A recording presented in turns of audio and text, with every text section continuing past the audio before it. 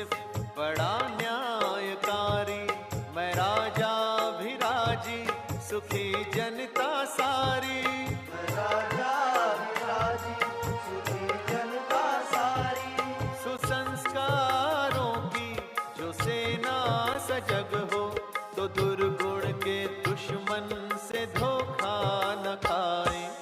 मस्तक सिंहासन पे हम आत्माएं, राजन बने और शासन चलाएं। कर्मेंद्रियां कर्मचारी हमारी, त्रिकुटी बीच दरबार अपना सजाएं।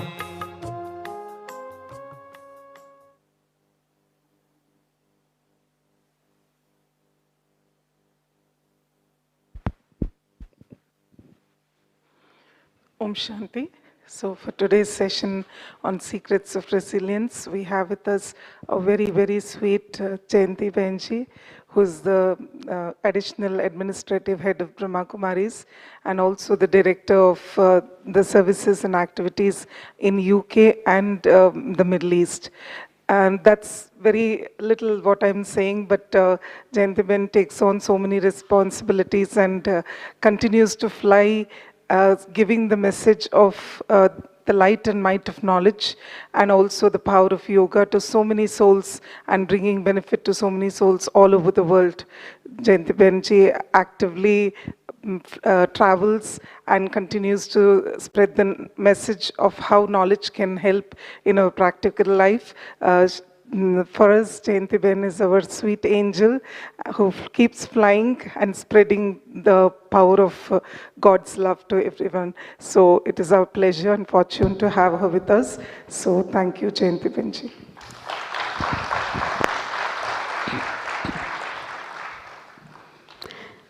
Thank you for that introduction.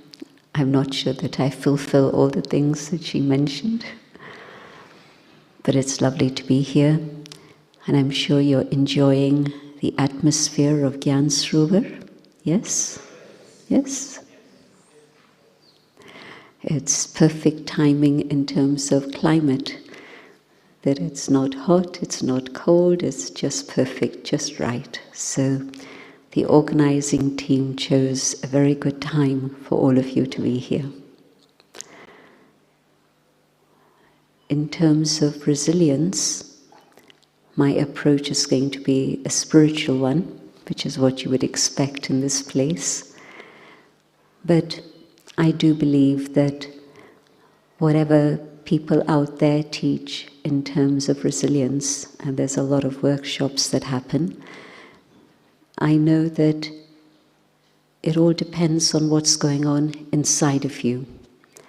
And when I say inside of you, that doesn't mean your biological condition, it means your spiritual condition.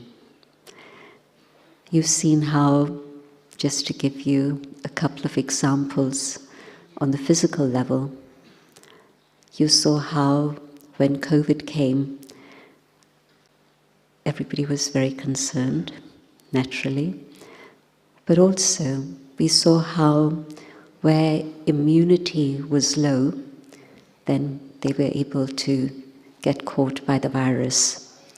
And where immunity was strong and a person knew how to make their immunity strong and stable and took steps, simple precautions in terms of diet and supplements and so on.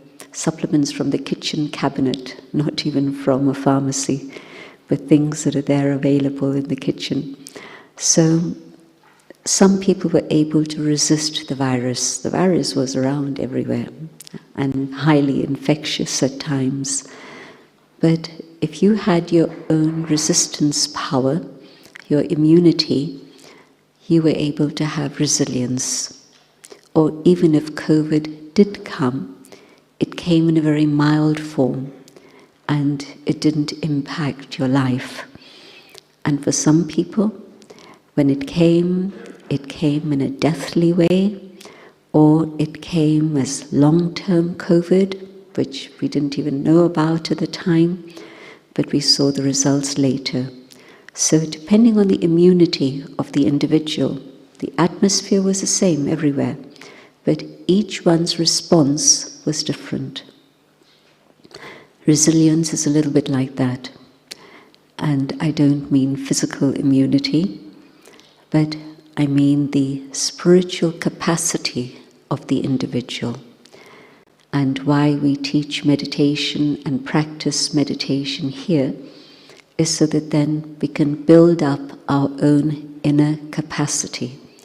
So in a way, when people talk about capacity building, they're talking about external things. But in fact, real capacity is the power that I carry within that enables me to deal with all situations in life on every level. I remember being in Mexico soon after one of the major earthquakes there. Some buildings were standing absolutely stable after the earthquake, and other buildings had crashed. And they were telling me that some buildings had been built with the awareness that Mexico is always open to earthquakes, but it had an inbuilt resilience so that it could sway just a little bit, but enough to be able to deal with the shock of the earthquake. And so those buildings, and of course the materials they used in some buildings were strong and resilient, and in other buildings where contractors didn't do what they were supposed to do, and so the buildings didn't have that capacity to be able to tolerate that. So this is the reality. How much resilience do I have? The world around me today is a little bit crazy.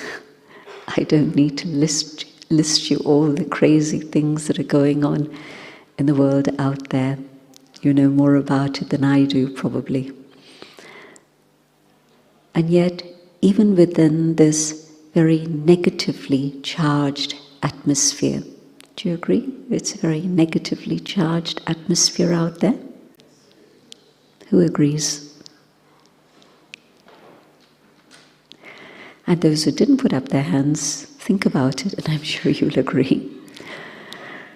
But how do I cope with all of this craziness that's going on? On one level, generally on a worldwide scale, but on another level, on a very personal scale.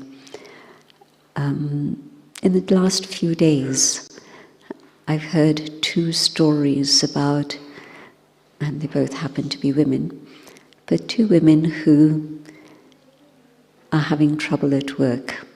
One because she was a whistleblower, and so seniors are trying to oust her, and another one who has already been ousted, and again, it's because she was very stable on her principles. So this is just within the last 2 days that I've heard these two stories. Powerful individuals, people with high-level capacity, but yet things go on. And it happens everywhere in the world, not just in one country or one city, but that's the state of the world.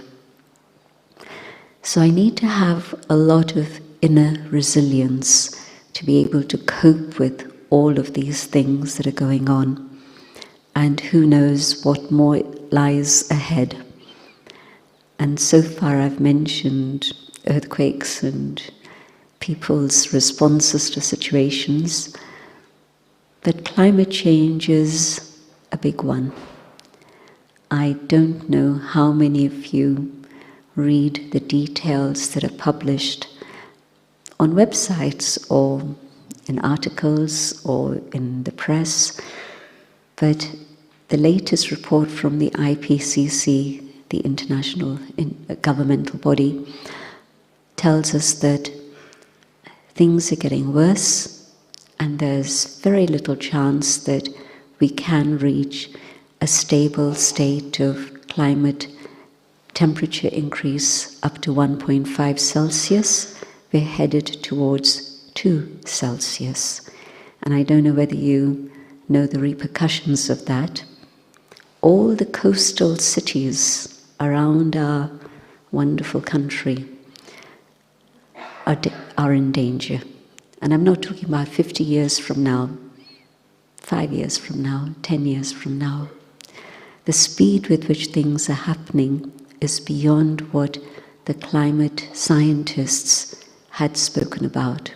So expect a lot more upheaval to come to everyone. Because it doesn't matter which profession I'm in. When there's a tidal wave, when there's a tsunami, it doesn't see profession and it doesn't see any other position. It impacts everyone. So that's the state of the world and the state of human beings. So what do I do about it?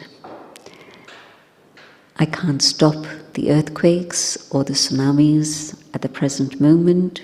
We could have done earlier through changing our lifestyle, our habits, but I think we've gone past that. But what I can do is create power within myself to be able to manage whatever it is that's going on. You can stretch a rubber band so far, and if you stretch it beyond its resilience, it snaps. We hear about young people, and when I'm saying young, I don't just mean 20s and 30s, but even 40s maybe. But young people in their 30s and 40s having heart attack. That's been the recent news over the last few months. And it's simply because whatever are the physiological causes, and there's plenty of those, but the inner awareness is of stress and how I deal with it. And my own inner resilience will carry me through all the stress factors so that I'm able to cope with all of that and still keep smiling and still do what I need to do. Reflecting on the subject of resilience, I was thinking that a lot depends on my own view of myself. And most times there's a fluctuation.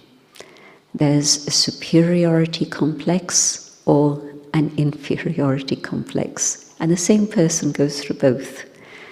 When I'm with others that I feel are less educated, less capable, less, in many different ways, I'm fine.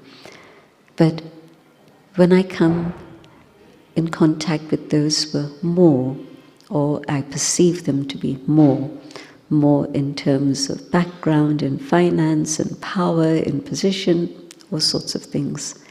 And then my own self-esteem comes down a few shots. Agree? Yes?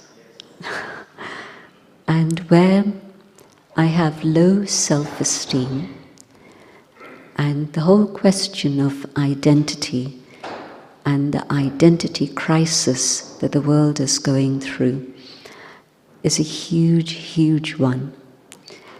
Why? Because we have so many influences working on us today, not just at home, not just at work, but on a global level. Many, many different things impact us. And so our own confidence in ourselves begins to shake. And so self-esteem is one of the ways in which we can build inner capacity. And self-esteem doesn't mean superiority complex or ego, but it means having a very clear awareness of who I am and what are my own inner core values, and being able to align my inner core values with my day-to-day behavior. I can be aware of my core values, but then at the end of the day, I'm not able to sleep at night because I know that I wasn't being true to myself. I know what is right, but somehow influences move me in a different direction. And so my self-esteem gets affected. Or when I have habits, addictions, and I don't just mean substance addictions. Anger is an addiction, definitely. Attachment, ego, greed, all of these are addictions.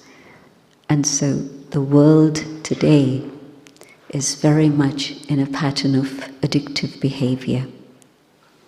Addiction to screen time. And maybe it's your work, and so you don't consider it to be an addiction. But there has to be downtime in which you don't have the inclination to keep checking what's going on every few minutes. And so many different types of addictions. Subtle things, gross things. And today's world where I'm pushed to my limits or beyond my limits, my addictive behavior seems to be a support for me. I let off steam with anger, or I go buy a new pair of shoes to calm myself down. Something. And so in that state of addictive behavior, again, my self-esteem is highly reduced. So these are two very common things that we can look at. How I'm responding to stress, my inner capacity for that, and how I'm aligned to my values in day-to-day reality. And the third, what sort of behaviors are addictive behaviors that I still carry in myself. And I don't know of any other method to actually change all of these things all together at the same time, except through the power of meditation. And yes, there's so many meditations in the marketplace. It's become a marketplace. And so how do I know which one to go for? Well, try, experiment. But there are 3 guidelines that you can use to check before you experiment, because there's too many parts to keep trying one and another and another and another. But a few guidelines, and then whatever remains, you can try those.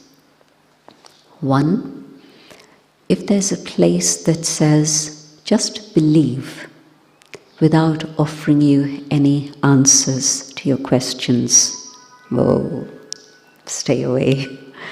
There's something not quite right here.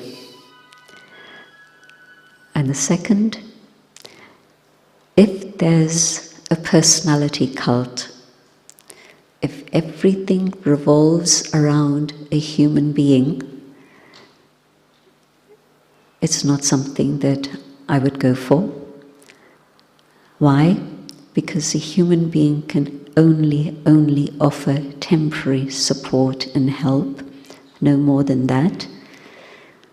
So that's a lot of things you can cross off your list now. And the third, if they're charging you even a few pennies, never mind a big fat amount. Why? Because if there's spirituality, it does not carry a price tag. The reality is that nobody could afford it. Can you pay for the sunshine? What can you do?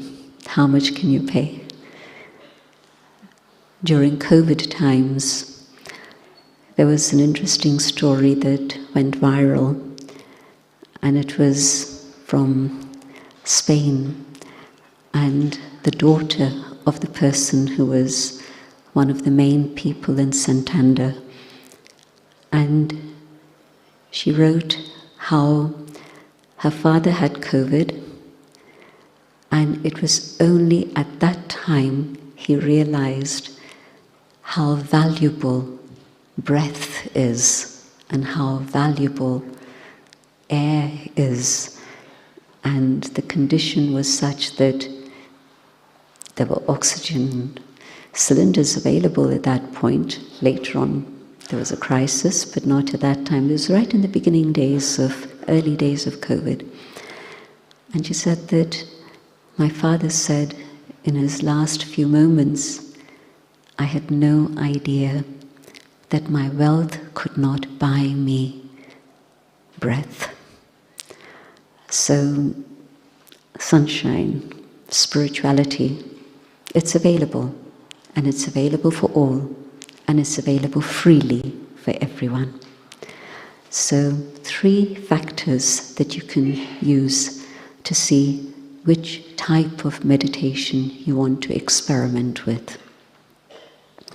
And the meditation I've been practicing for a very long time is Raj Yoga meditation, which focuses on just 2 things: the awareness of the inner being, who am I?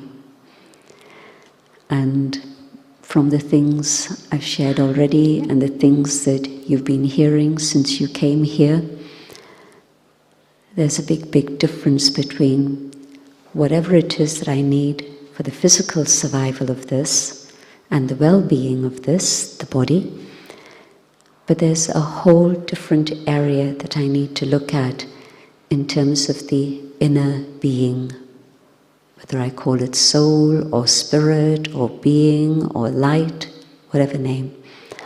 But that inner being that can't be measured in terms of length, width, breadth or height. How do you measure beauty? By the length of somebody's nose? How do you measure the beauty of a rose? So you can see that there are things that are real. You can touch a rose, but how do you measure its beauty? Not by the size of the petals or the diameter of the flower, nothing like that. But yet, yes, it's real, even though you can't measure it in that way. In the same way, the inner being is beyond measure, but it's real, and I can find out a lot about it through my own inner journey and the experiments that I make for myself in terms of my mind, my feelings, my thoughts, my personality, all the intangibles that can't be measured but are real. So, resilience. The greater my self-esteem, the greater my inner capacity and my resilience to bounce back from situations that are challenging. And my value of myself depends on how well I know myself. And sounds very strange. 20 years, 30 years, 40 years, I've lived with myself, and I don't know myself? Is that possible? Definitely. I began my spiritual journey very early on, and so maybe I would have known a little bit more about myself had I started a bit later, but I don't know, I'm not sure. But certainly I would say that I knew only 10% of myself when I started my journey. And even today, I would say perhaps I now know 90% about myself, but there are still avenues to explore. And so, knowing myself means knowing both sides. the good and the not so good. If we make a list of what are my good points, and if we make a list of what are the not so good points, which would be the longer list?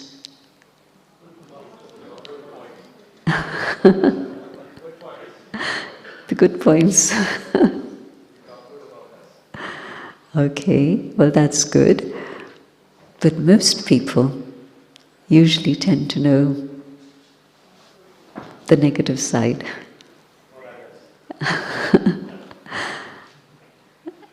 And then some people know more the good side, and it's important to know both. The good side so that I can enhance it and use it more and more in my life, and the not so good so that I can be alert and aware and have the caution to be able to understand what's going on inside so that then I can deal with it instead of allowing it to erupt. Because where I don't know the not so good, something happens and there's an explosion. And at that moment then, it's not possible to control. But if I'm aware and I'm alert, then I can use my inner power to make sure that it doesn't erupt. Because once there's an eruption, whether in words or in actions, you can't bring it back. It's done. It's done. And no matter how much I may regret it later, it's done. And there's a karmic responsibility for that. Words, and I can destroy a relationship, and I can apologize and be really regretting it, but the other person's heart has been hurt, and it's very difficult to erase that. May take months, may never happen in my lifetime.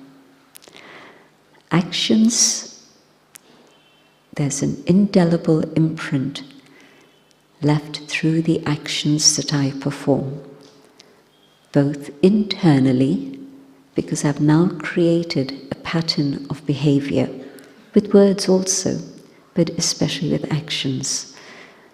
But also there's a repercussion that's going to come back to me, whether I want it or I don't. It's fixed. It's called karma. And that's absolutely a fact. Do good, and it comes back to you in a beautiful way. I do that which is not good, I have to reap the return of that. So eruptions are not the way to go. Yes, it comes up in my mind. We are all living in a very imperfect world with imperfect human beings. No one is perfect. It comes up in my mind. Now how do I deal with it? Is there a red signal that comes immediately? And I'm able to change its direction so that it doesn't result in an explosion. Do I know how to talk to myself and be my own teacher? When was the last time I had a dialogue with myself? Can I remember? Was it this morning? If it was, excellent. And if it wasn't, do I scratch my head and say, yeah, I can't really remember. When was the last time I had an inner dialogue? But if I start practicing talking to myself when things are normal, then when things are tough, I know how to talk to myself and bring my mind back on track. It's like if you don't communicate with somebody, if you haven't built up that relationship, something goes wrong And you'll say, oh, I can't say anything to them. But if there's a good relationship, then you'll say, yeah, I can have a chat to them about this and try and see what's going on. Same thing. My emotions and my feelings can take over my reason and my conscience. And if I don't have the practice of talking to my feelings and my emotions inside me, I'm not going to be able to manage when things are a little rough. And so inner dialogue needs to take place not just once a day, but whenever there's an opportunity through the day, just a little pause. Here's a question. When I finish one thing and before I start another, what do I do in that short, tiny space of time? Maybe if I'm walking from one room to another room, then I get a little bit more space. But otherwise, one person goes and it's a revolving door and another person comes in, and by the time they sit down, it's seconds, no more than that. But if I take advantage of those seconds or those minutes that I'm walking down the corridor, then I prepare myself for what's to come, and I also process what has just happened. Just a very simple question for myself. I've finished one thing, and it's going to be seconds before the next thing begins. Can I just ask myself, could I have done it differently? Not better, not worse, just differently. My tone, my attitude, my vision, my body language. It doesn't take minutes to check all that. It's a very quick checklist. And having done that checklist, then you prepare yourself again within a moment. Come back to the awareness of who you are, that inner being, and be stable in that awareness of the inner calm when we say Om Shanti. Om, I am. Shanti, and peace. And so in that awareness of Om Shanti, then in that stable stage, my attitude is wide open. And so when the next person comes, I'm better prepared than I was for the last person. I've learned from my encounter with the last person, and I'm more prepared now. And especially if I have time for a few minutes walking down a corridor, or even from one building to another building, I have a few more minutes. I can take that opportunity again to process and also prepare.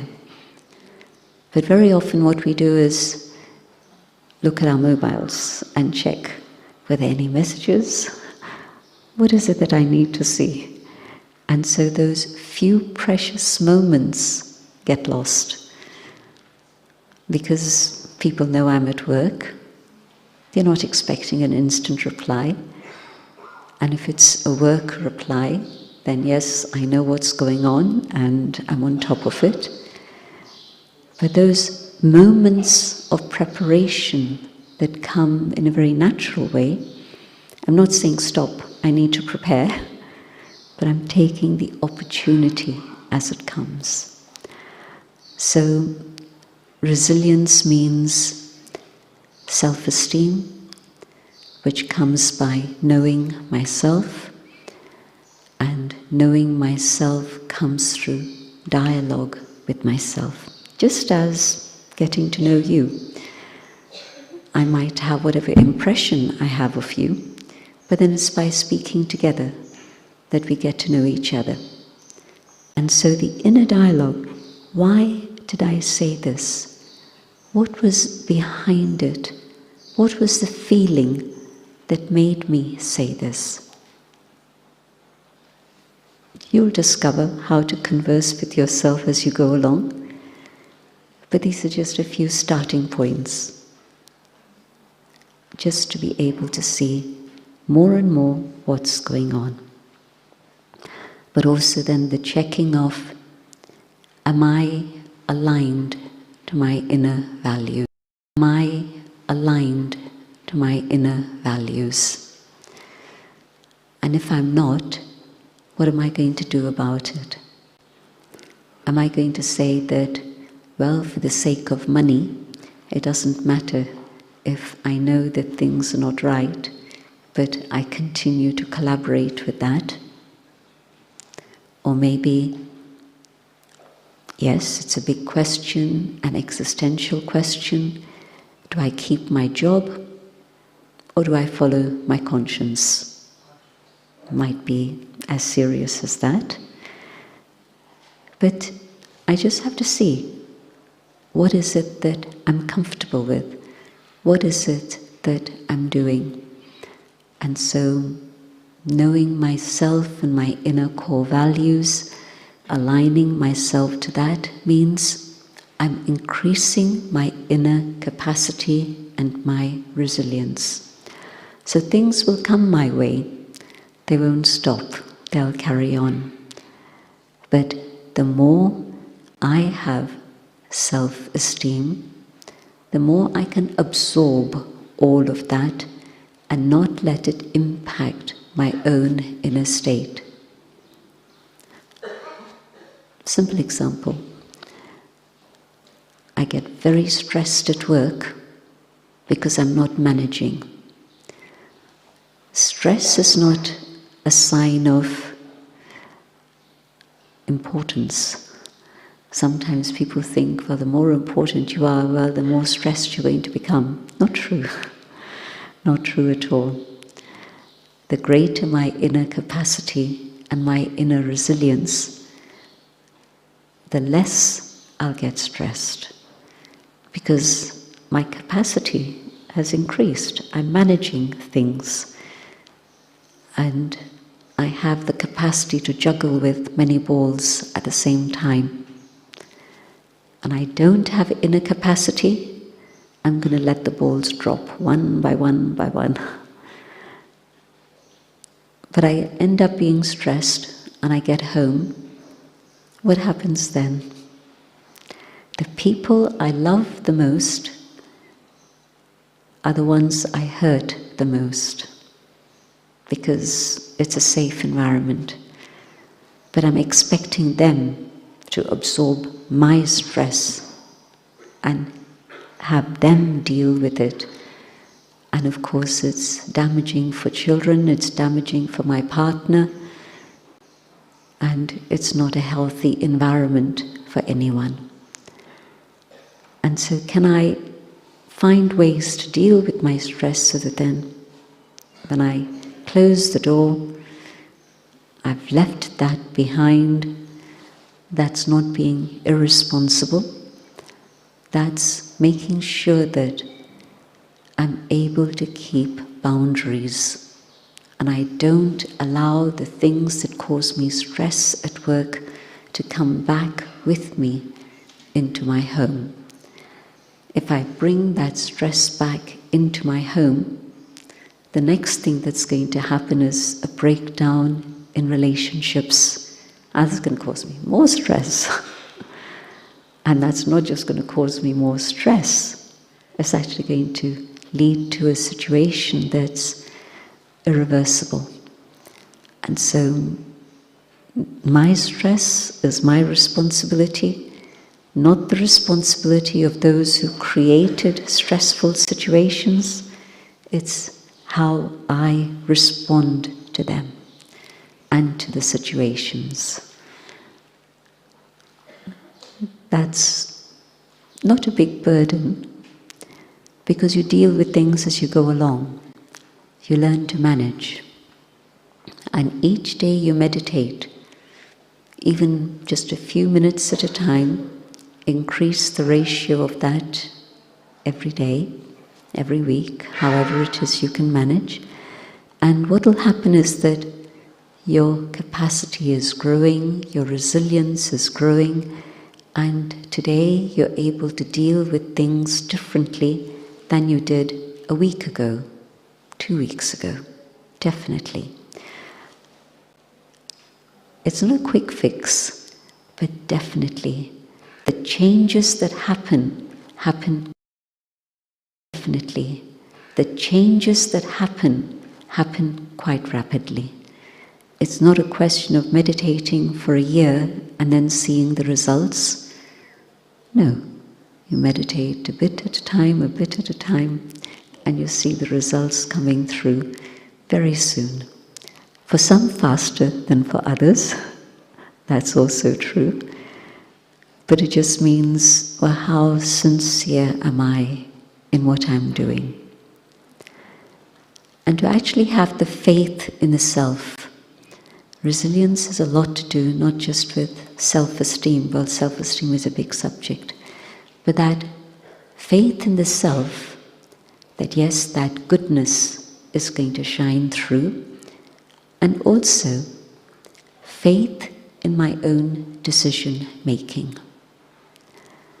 And definitely, again, meditation is a big, big method, tool to use to develop that. At some point within the sessions that you'll have, you'll hear about developing your own inner power. And within that, there are two powers that are vital in today's world. Spiritual power anyway is necessary, whether people recognize it or not, but that is a foundation. But two powers that everybody will agree are absolutely vital in a world which is post-truth. 2016, a new word came into the English vocabulary, post-truth. Before 2016, it didn't exist. The ideas were there, but post-truth, that came. Brexit was happening in Britain, and American politics was taking a very different turn, and we got the term post-truth because there were so many false notions being propagated, especially through social media. And we came to a point where we had to learn to challenge, well, is this video actually real or not? And now, of course, you have AI, and that's going to add to the complexity of our world. It already is, but more and more so. And so the two powers that are vital today, the power to discern. How clear is my intellect? Am I able to get a feeling whether this is real or not real? True or false? And it's difficult, not so easy in today's world of post-truth and AI and all the other permutations that we are exposed to. So I need to have clarity. And the second, connected very much with that, is discernment and then decision-making. And maybe my decisions impact me alone. Maybe my decisions impact me and 3 others in my nuclear family. Maybe an extended family.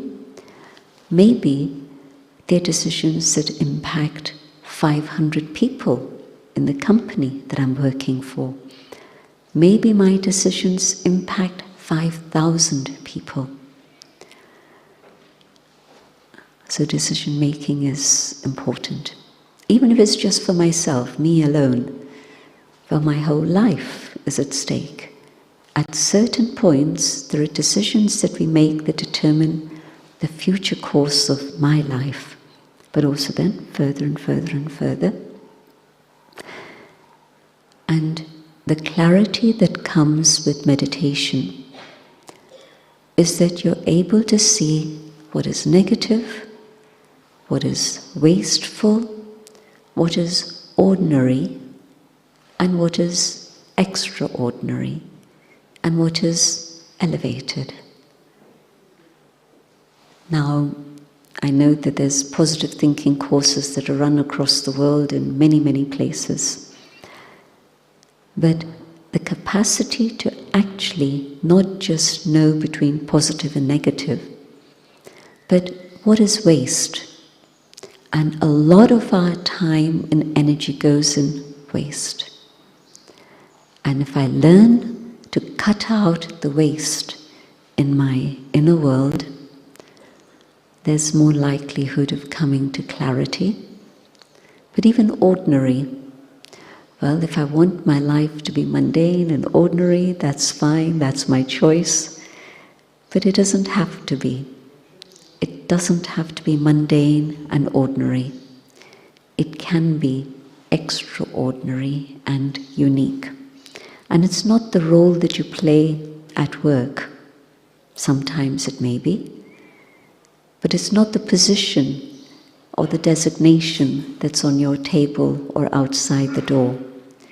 It's who you are as that inner being, your values, your qualities, and through that, your capacity.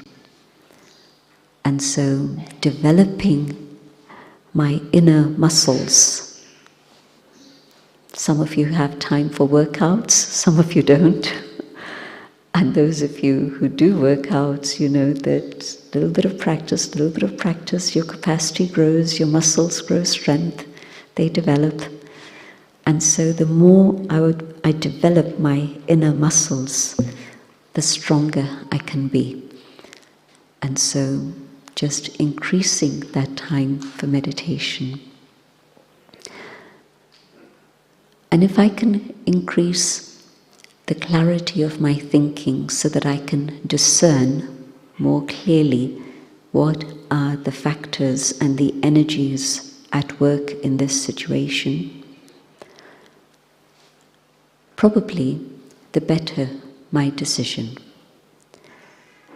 And not just a decision that's looking at the short term, but a decision that needs to be a bigger view, a wider view, not just for today or a year ahead. And in a world that's highly volatile, you don't know where the next explosion is going to come from. So let's see who thought that Silicon Valley banks could just collapse. But of course, there was a lot of information that was available, but nobody bothered to take it up. It's quite shocking. But it's okay. This is Kali Yuga, the Iron Age, the dark night that the world is going through. And the good news is that there's definitely light ahead, a better world ahead. Why? Because more and more people are aware and awake and alert. And so everything that happens teaches us if we want to learn from it. And there are people ready to learn, people who want to make sure that things can be better tomorrow than they are today. And I think that's what's probably attracted this group here.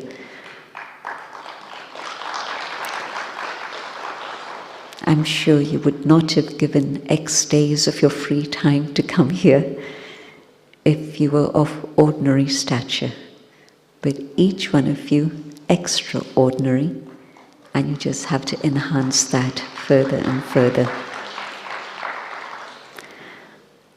So the checking that happens with the quality of my thinking is what can make me extraordinary and reveal the values and qualities and my capacity.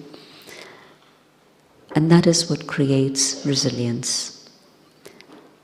If there's a building that's still standing when all the other buildings have collapsed, then you know that that building is a good one.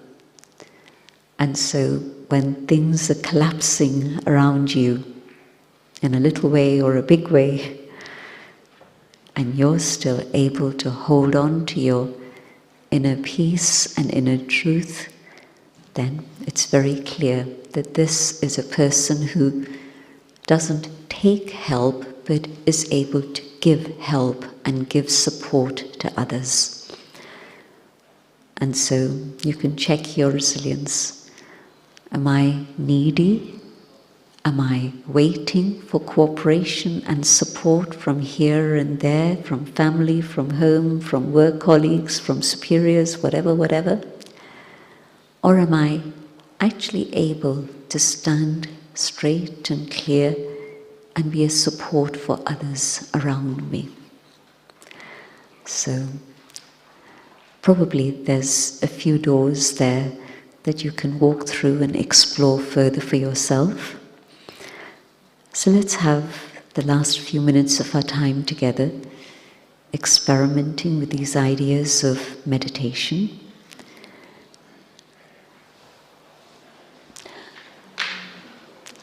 Sit stable, both feet on the ground or wherever. Back straight so that then you're alert.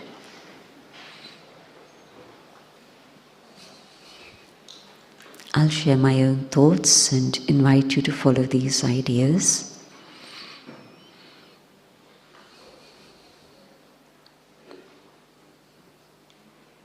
I decide I want to know more about myself. And I go on an inner journey, going within, watching my mind, and as I watch, it's as if the speed of my thoughts slows down,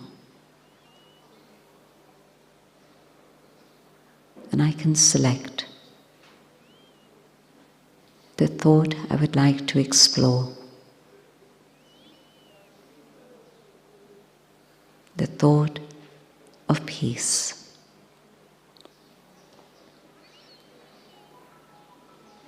And I hold peace in my mind,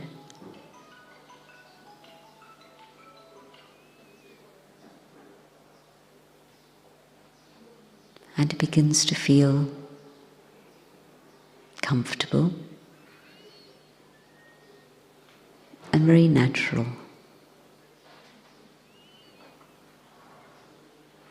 I realize peace is my natural state of being.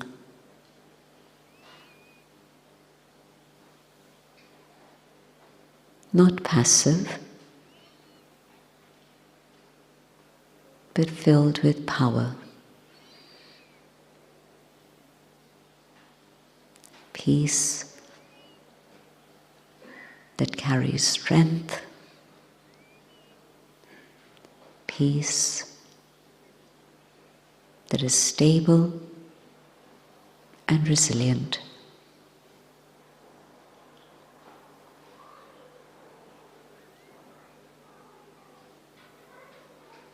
And in this awareness of peace, it is as if a door opens.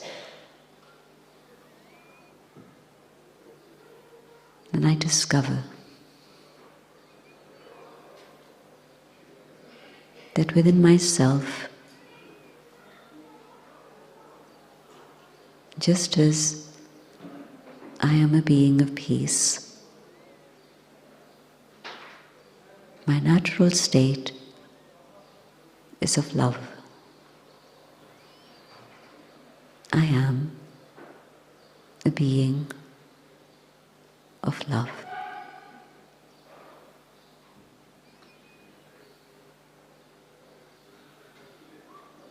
And I go further, and I realize the truth lies within. This is who I am.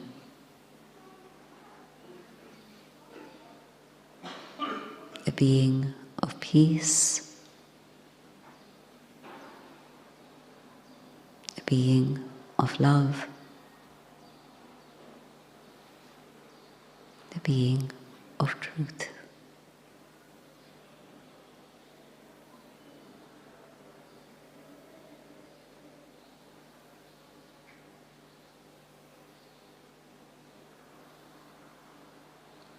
I hold this awareness and I come back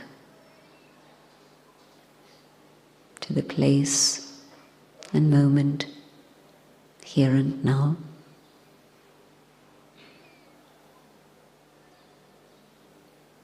But now, more in touch with myself.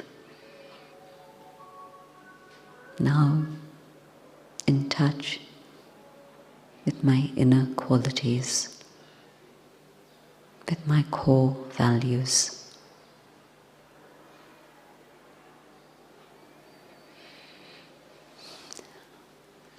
Thank you for joining this experiment, and those of you who are experienced would have been able to feel that inner peace. And if you weren't, that's also okay. You just have to use this inner muscle a little bit more, and you'll discover that these are your true qualities that lie within. And this is what gives you power, capacity, resilience. Thank you. Om Shanti.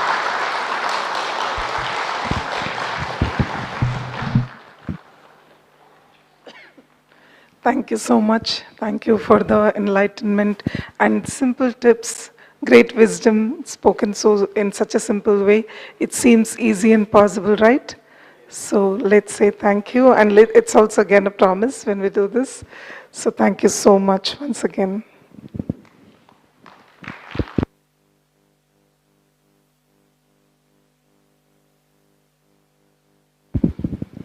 So moving ahead, we will have a little chit-chat about what we just heard. So there's something to think about, something to carry back forward to where we go. So a few questions that I'll put across to you, and you can get into little groups. It'll be 3 questions, and you can get into groups of, let's say, 4, groups of 4. This will go on till 11. Till your tea break, and then we have another session after that, 11:30, we have the session.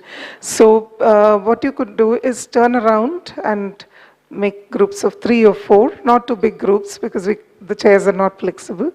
So a few questions that we need to think about. One key point that Jayanti Ben has spoken to us about is building a relationship with ourselves.